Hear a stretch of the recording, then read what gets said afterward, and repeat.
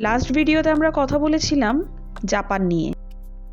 আজকে আমরা জাপানের এক প্রতিবেশী দেশ সম্পর্কে জানব, যে দেশ কিনা প্রযুক্তিতে জাপানকেও ছাড়িয়ে যাওয়ার ক্ষমতা রাখে।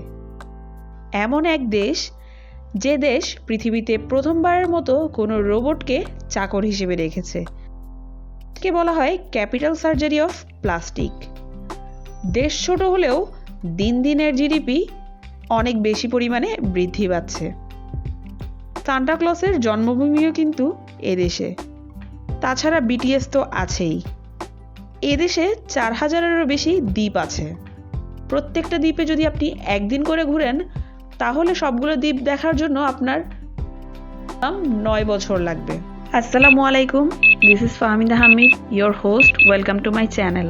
পৃথিবীর সবাই নবজাতক সন্তানদের বয়স গণনা করে থাকে জন্ম হওয়ার পর থেকে, অর্থাৎ পৃথিবীতে আসার পর থেকে একদিন, 1 মাস, 2 মাস ঠিক এভাবেই গুনে থাকে। কিন্তু দক্ষিণ কোরিয়ানরা মায়ের পেটে থাকা 9 মাসকে সহ গুনে থাকে। তার ফলে আজকে জন্ম নেওয়া শিশুটার বয়সও 1 বছর। রক্তের গ্রুপ জানা আপনার জন্য কতটা গুরুত্বপূর্ণ? আপনার জন্য গুরুত্বপূর্ণ না হলেও কোরিয়ানদের জন্য খুবই গুরুত্বপূর্ণ, কেননা তারা ভাবে রক্তের গ্রুপের মাধ্যমে কোনো ব্যক্তির ব্যক্তিত্ব সম্পর্কে জানা যায়। এমনকি প্রেম বা বিয়ের ক্ষেত্রেও তারা রক্তের গ্রুপ কি তা আগে থেকে অনুসন্ধান করে থাকে। সব ঠিকঠাক, কিন্তু রক্তের গ্রুপ ভিন্ন হলেই সম্পর্কের ইতি ঘটতে পারে। ভ্যালেন্টাইন ডেতে সাধারণত বয়ফ্রেন্ডরা তাদের গার্লফ্রেন্ডদের নানা ধরনের গিফট দিয়ে থাকে, কিন্তু দক্ষিণ কোরিয়ায় তার চিত্রটা সম্পূর্ণ ভিন্ন। এখানে মেয়েরা ছেলেদের উল্টো গিফট দিয়ে থাকে। কত ধরনের ফোবিয়া বা ভয় সম্পর্কে আপনি জানেন? এমন এক ধরনের ফোবিয়া আছে যার নাম কিনা টেট্রাফোবিয়া। এর মানে সেখানকার মানুষ 4 নাম্বারকে আনলাকি মনে করে। ইভেন লিফটেও 4 নাম্বার থাকে না। লিফটে সাধারণত এভাবে নাম্বার থাকে 1, 2, 3 এবং F। কয়েক বছর আগের গ্যাংনাম স্টাইলের কথা মনে আছে? সঙ্গীত শিল্পী সাইয়ের গান, যা পশ্চিমা বিশ্বকে কে পপের সাথে পরিচয় করিয়ে দিয়েছে। তখনকার সময় এটি 1 বিলিয়ন ভিউ হয়েছিল, সেটাও কিন্তু দক্ষিণ কোরিয়ার। দক্ষিণ কোরিয়ার সব জায়গায় আপনি রোবটও দেখা পাবেন।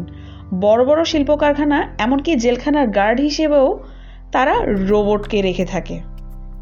আমাদের দেশ সহ প্রায় সকল দেশে কালো কালির কলম ব্যবহার করার একটা রীতি প্রচলন আছে। ক্ষেত্র বিশেষে লাল বা নীল কালির কলমের ব্যবহার হয়ে থাকে, কিন্তু দক্ষিণ কোরিয়ায় এই ব্যাপারটা সম্পূর্ণ ভিন্ন। তারা লাল কালিকে ব্যাড সাইন হিসেবে বিবেচনা করে। যদি কোনো নামে লাল কালি দিয়ে লেখা থাকে, তাহলে ধরে নেবেন মানুষটা হয়তোবা মৃত, না হলে খুব শীঘ্রই মারা যাবে।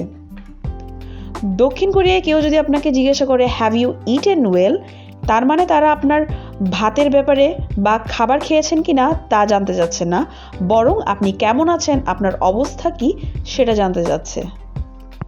শুনতে অবাক লাগলেও দক্ষিণ কোরিয়ান পুরুষেরা মেকআপ করতে খুবই ভালোবাসে। ফুডিদের জন্য সুখবর হচ্ছে, আপনি যদি সাউথ কোরিয়ায় যান, আপনার জন্য রয়েছে সারপ্রাইজ। কেননা সেখানে রেস্টুরেন্ট থেকে অর্ডারকৃত খাবার শুধুমাত্র বাসা পর্যন্ত এনে দেয় না, বরং খাওয়ার পর যাবতীয় উচ্ছিষ্টগুলো আপনি শুধুমাত্র দরজায় রেখে দিবেন, তারা পরবর্তীতে এসে সেগুলো নিয়ে যাবে। কাপল বা বিবাহিতদের মতোই এই দেশটাতে এমন একটা দিন রয়েছে যে দিন সিঙ্গেল মানুষেরা উদযাপন করে থাকে। প্রতি বছর 14 এপ্রিল তারা ব্ল্যাক ডে পালন করে থাকে। এই দিন সিঙ্গেল মানুষজন কালো রঙের পোশাক পরে এবং নুডলস টাইপের এক ধরনের খাবার খায়, যা খাওয়ার তারা প্রতিযোগিতা করে থাকে। চিজকে তারা খিমচি বলে। সব জায়গায় আপনি সিজারে দেখা পাবেন। তারা দিনে গড়ে 6 ঘন্টা ঘুমায়, প্রয়োজনের চেয়ে অতিরিক্ত সময় কাজে ব্যয় করে। তাছাড়া কোরিয়ান ড্রামা, মুভি তো আছেই। ব্যক্তিগতভাবে আমি কোরিয়ান মুভি এবং ড্রামার খুবই বড় ভক্ত। আজ তাহলে এ পর্যন্তই থাক। ভিডিও ভালো লাগলে লাইক, শেয়ার এবং সাবস্ক্রাইব করে আমাকে ইন্সপায়ার করতে ভুলবেন না যেন। আল্লাহ হাফেজ।